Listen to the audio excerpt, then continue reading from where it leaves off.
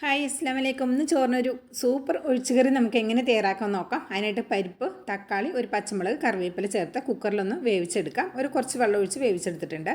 ഇനി ഇത് നമുക്കൊരു ചട്ടിയിലേക്ക് മാറ്റി കൊടുക്കാം. ഇനി ഇതിലേക്ക് 1/4 ടീസ്പൂൺ വരുന്ന മഞ്ഞൾപ്പൊടി ചേർത്ത് കൊടുക്കാം. 3/4 ടീസ്പൂൺ വരുന്ന മുളക് പൊടി ചേർത്ത് കൊടുക്കാം. ഇത് രണ്ടും കൂടി ചേർത്തിട്ട് ആവശ്യത്തിനുള്ള ഉപ്പ് കൂടെ ചേർത്ത് മിക്സാക്കി കൊടുക്കാം കേട്ടോ.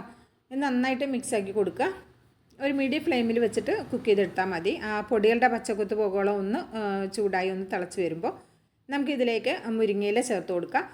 കഴുകി വാരി വെച്ചിട്ടുള്ള മുരിങ്ങയിലയാണ് കേട്ടോ.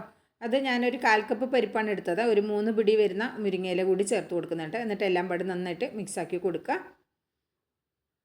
വീഡിയോ ഇഷ്ടമാക്കുകയാണെങ്കിൽ കാണുമ്പോൾ ഒരു ലൈക്ക് തന്ന് സപ്പോർട്ട് ചെയ്യാൻ ആരും മറക്കരുതേ.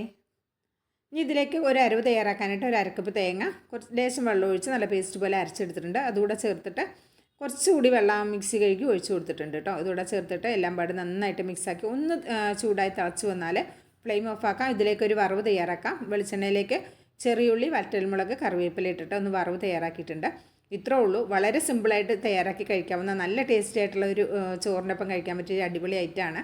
ചപ്പാത്തിക്കൊപ്പം അടിപൊളി കോമ്പിനേഷനാണ്. ഇഷ്ടമായിട്ടുണ്ടെങ്കിൽ ട്രൈ ചെയ്ത് നോക്കി അഭിപ്രായം അറിയിക്കാനും ചാനലൊന്ന് സബ്സ്ക്രൈബ് ചെയ്യാനും മറക്കരുത്. ഇൻഷാ അല്ലാഹ് അടുത്തൊരു വീഡിയോ ആയിട്ട് വരാം.